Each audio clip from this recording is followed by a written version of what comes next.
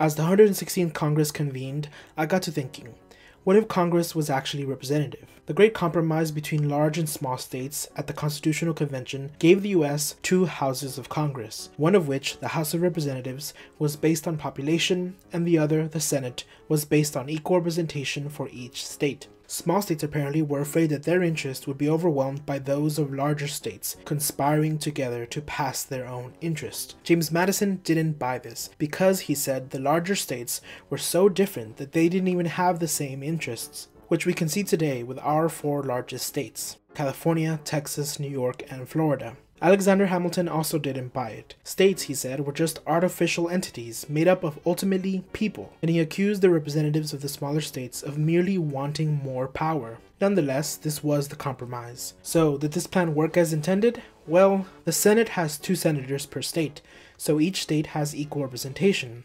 Smaller states are on equal footing with larger states, just as planned.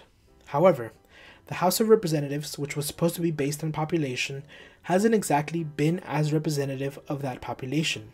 Let me explain. The first Apportionment Act of 1792 set the number of representatives at 105 members, representing a population of 3.9 million people, based on the first US Census of 1790. According to the law, the ratio was 1 for every 33,000 persons in the respective states. But because of the 3/5 compromise, which didn't count every slave as a person, the actual ratio of representatives to population was closer to 1 per 37,000. Nonetheless, the average population size of most states' districts were close to the national average, with only 2 out of 15 states, or 13% of states, deviating more than 5%. Today, 20 states, or 40% of the states, deviate more than 5% from the average, with the biggest difference between 2 states' averages being nearly 500,000. That is to say, one representative at one end represents nearly 500,000 more people than another representative at another end. All this to say that the House of Representatives, which is supposed to represent the people, isn't representing the people. And I guess it's understandable. It's hard to get good, neat numbers to align with the 435 seats in the House. Except 435 is an arbitrary number that Congress itself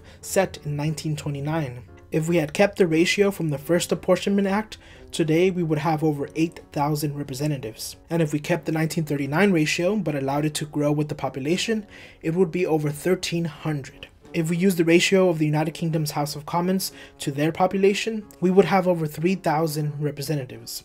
If we used Australia's ratio for their House of Representatives, we would have nearly 1,900. And if we use Canada's ratio, we would have over 2,800. By most measures, our districts are too big. Our country's legislative power is concentrated in 435 people, each of which could end up representing 1 million people by the end of the century. So what's the solution? The reason Congress even passed the Permanent Reapportionment Act in the first place was because they had failed to pass a reapportionment act after the 1920 census, because, among other things, congressmen were afraid of losing their own seats because of population shifts. So, eventually in 1929, a new way of apportioning seats was created and a limit set at 435. So we should probably keep a Permanent Apportionment Act, but instead of limiting the number to 435, how about we base the total number of representatives on the least populous state after each census, by granting that state 3 representatives, so that the national average district size is 1/3 of the population of the smallest state. This would allow for smaller districts